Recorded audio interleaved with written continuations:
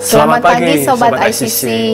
Apa kabar saudara? Kami berdoa saudara dalam keadaan yang baik dan sehat bersama keluarga dimanapun saudara berada.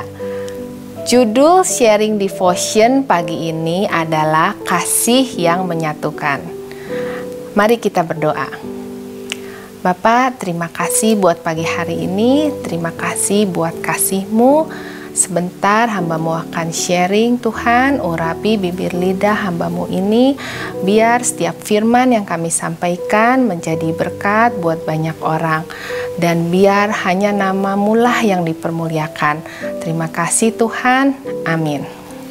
Tidak terasa kita sudah di penghujung tahun 2021. Seperti kita ketahui, besok tanggal 25 Desember, di mana umat Kristiani di seluruh dunia merayakan hari Natal atau Christmas. Bagi banyak orang, Natal adalah momen yang indah, di mana kita biasa berkumpul bersama keluarga, teman-teman untuk makan, ngobrol, nyanyi, main games, dan menerima kado Natal. Kita semua bergembira merayakan kelahiran Sang Juru Selamat dunia. Akan tetapi, pernahkah kita memahami makna sesungguhnya atas kelahiran Tuhan Yesus di dunia ini?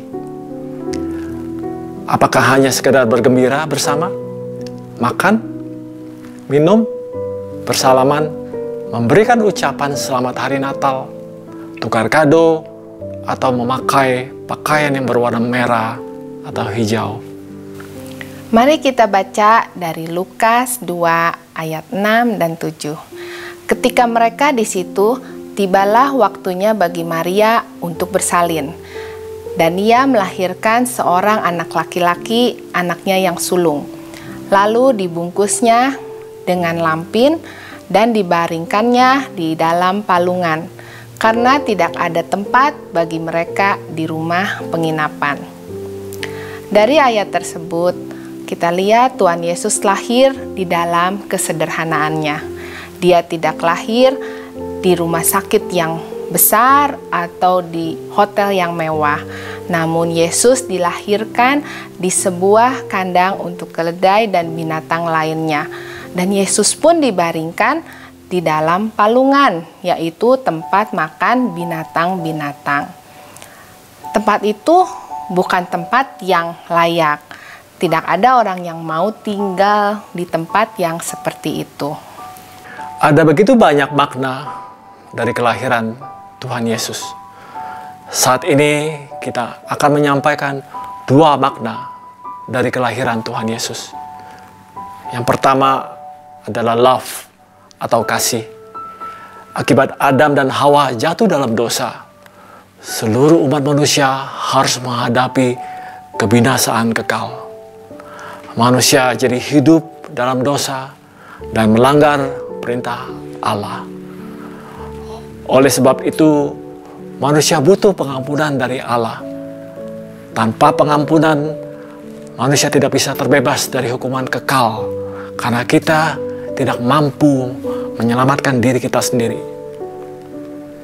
Dalam Roma 6 ayat 23, sebab upah dosa ialah maut, tetapi karunia Allah ialah hidup yang kekal dalam Kristus Yesus Tuhan kita.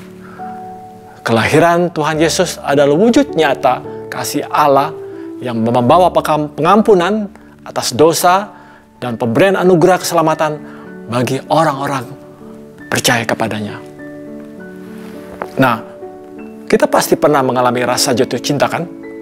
Ketika mengasihi orang yang kita cintai, pasti kita rela berkorban untuknya.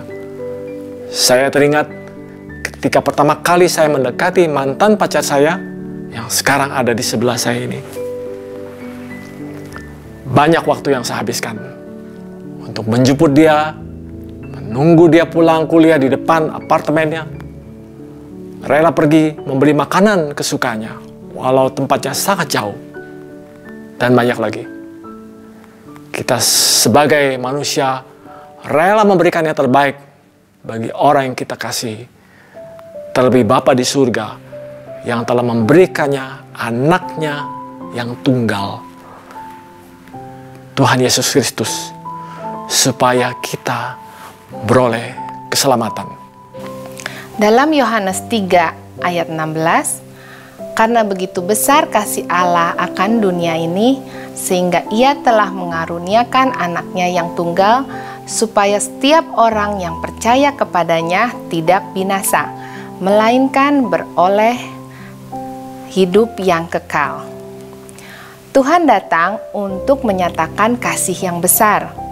Tuhan juga ingin mempersatukan kita dalam satu kesatuan atau unity.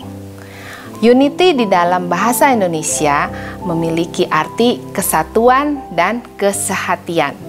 Nah, ini poin kedua yang kita akan bagikan bagi saudara. Unity adalah sebuah istilah di dalam berbagai aspek kehidupan, terutama yang berkaitan dengan komunitas. Sebagai makhluk yang berkomunitas, kita tidak bisa hidup sendiri. Begitu juga Yesus tidak tiba-tiba ada di dunia ini, tapi Yesus dilahirkan sebagai wujud manusia oleh seorang perawan wanita yang bernama Maria. Yesus memiliki ayah seorang tukang kayu, dan Yesus juga memiliki saudara-saudara lainnya. Sama seperti kita, Yesus pun dilahirkan di dalam sebuah keluarga. Di dalam pelayanannya juga, Yesus tidak sendirian, melainkan bersama dengan beberapa orang muridnya. Salah satu contohnya bisa kita lihat dalam Matius 4 ayat 18 sampai 22. Mari kita baca. Dan ketika Yesus sedang berjalan menyusur Danau Galilea, ia melihat dua orang bersaudara, yaitu Simon yang disebut Petrus dan Andreas saudaranya. Mereka sedang menebarkan jala di danau, sebab mereka penjala ikan. Yesus berkata kepada mereka, "Mari, ikutlah aku, dan kamu akan kujadikan penjala manusia." Lalu mereka pun segera meninggalkan jalannya dan mengikuti Dia. Dan setelah Yesus pergi dari sana, dilihatnya pula dua orang bersaudara, yaitu Yakobus anak Zebedeus dan Yohanes saudaranya bersama ayah mereka. Zebedeus sedang membereskan jala di dalam perahu. Yesus memanggil mereka dan mereka segera meninggalkan perahu serta ayahnya lalu mengikuti Dia. Bahkan dalam pesan terakhir sebelum Yesus naik ke surga, Yesus mengingatkan kepada murid-muridnya untuk tetap berada dalam kesatuan dan kesehatian. Di dalam Yohanes 17 ayat 21, supaya mereka semua menjadi satu sama seperti Engkau, ya Bapa, di dalam aku dan aku di dalam Engkau, agar mereka juga di dalam kita, supaya dunia percaya bahwa Engkaulah yang telah mengutus aku. Sama seperti Yesus bersatu dengan Bapa di surga, demikian pula apa yang Tuhan inginkan adalah kita pun berada dalam satu kesatuan dan kesehatian. Jadi, Yesus rela turun ke dunia menjadi manusia bukan hanya untuk menyelamatkan kita, namun juga ingin mempersatukan kita semua dalam kasih-Nya yang begitu besar. Dan kita semua yang percaya kepadanya menjadi satu dengan Bapa di surga. Marilah dalam momen Natal ini kita pergunakan untuk mengucap syukur atas kasih yang Tuhan telah berikan. Dan juga memakai kesempatan ini untuk mengasihi sesama kita. Atau mungkin memperbaiki hubungan yang sudah mulai renggang. Mari kita berdoa. Tuhan, terima kasih Tuhan untuk kedatangan-Mu di dunia ini Tuhan Yesus, dan Kau telah nyatakan kasih-Mu Tuhan Yesus. Lewat kasih-Mu yang besar itu Tuhan Yesus, kami berdoa supaya kasih itu bisa melekat dalam hati kami, sehingga kami dapat membaharui hubungan kami Tuhan, kesatuan kami dengan istri, anak-anak dan saudara hingga teman-teman kami Tuhan Yesus. Terima kasih Bapa. Amin. Kami dari Gereja ICC Bandung mengucapkan Selamat Hari Natal, Tuhan memberkati.